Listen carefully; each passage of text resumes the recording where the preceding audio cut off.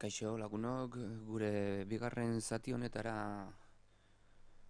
hasi gara hemen grabaketa egiten eta zuentzako erakutsiko dizuegu gertuagotik nola egiten ditugun gauzak. Bigarren zati honetan erritmoa nola karakterizatu edo pertsonalizatu Akai MPC-arekin erakutsiko dugu. Erritmoa hauxe genuen.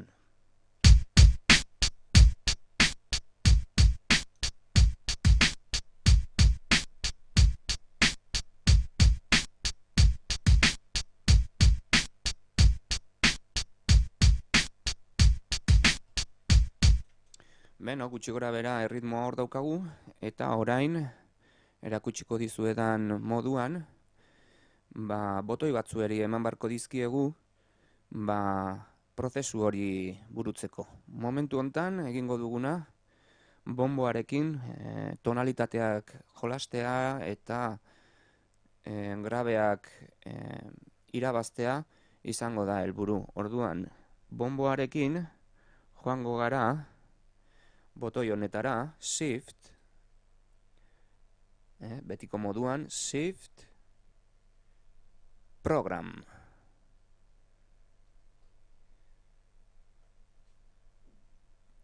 Programen daukagu drum bat. Orduan, drum bat da F bat. F bateri ematen diogu.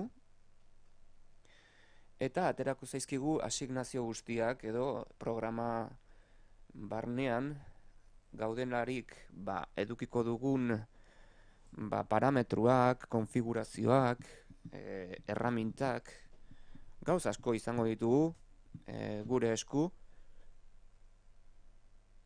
menu honetan. Parameters jartzen duen lekuan F2 daukagu azpian, hemen ere atza ikusten duzuen moduan, F2-ri eman F2 parameters. Parametersen daukagu beste lehiotxo bat, forma de onda izeneko lehiatila bat daukagu hemen, normalean erderaz hala erabiltzen dugu, baina hemen frekuentziak, filtroak, resonantzia, polifoniak, ahotsak, tonalitatea, finetune izeneko beste tonalitate modu bat ere badago. Orduan, gu hemen jolastuko dugu bonboarekin tonalitate bat emateko. Hauxe dugu gure bonboa, botoi honetan daukagu, botoi honetan, eta guk egingo duguna da. Menu honetan, arratoiarekin, hemen daukagu kurtsorea, arratoia ere izan daiteke, honekin, gora eta bera, ezker eskubi, erabili dezakegu. Orduan, gutxi gora bera, joango gara beltzez jartzen den guztiari, hemen adibidez gu nahi dugu tonalitatea aldatu, ez? Adibidez, tonalitatea. Botoiari emango diogu, tonoa normala orain, ez? Baina ni gurpiltxo honi ematen balin badiot, aurrera, hola, adibidez, tonalitatea aldatu egingo zaigu. Ni gehiago ematen balin badiot exageratzeko,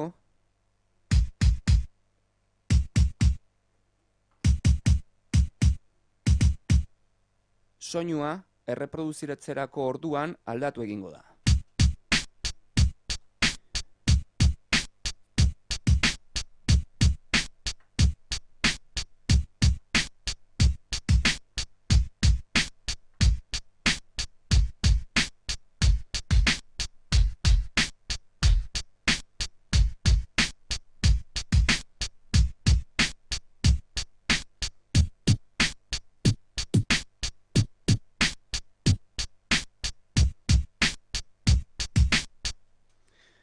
Hau, botoi guztiekin egin daiteke, prozesu honekin eta pausu hauekin. Espero dugu, funtzionamendu hau gustoko izatea eta zerbaitetarako ere bai erabiligarria izatea.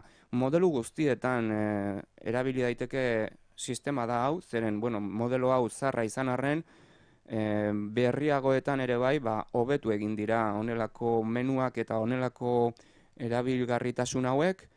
Eta, hemen ikus dezakegun bezala, parametro asko dauzkagu, eta pausuz pausu, azaltzen joango gara menu hauetan zer dagoen.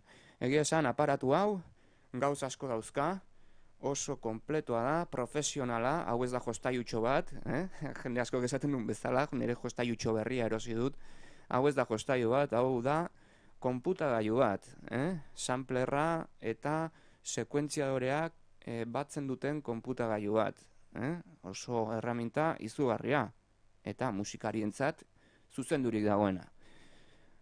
Nere aldetikan hau izan da guztia, eta hurrengo tutorialean, egongo gara ere, azalpen gehiago ematen. Hau manipulatzea da, beatmaking egiteko eta zure gustora jartzeko kaxa, nahi duzun soinua, edo nahi duzun kutxa, hit-hat, perkusioa, musika, tonalitate ezberdinekin aritzeko modua daukagu aparatu honekin.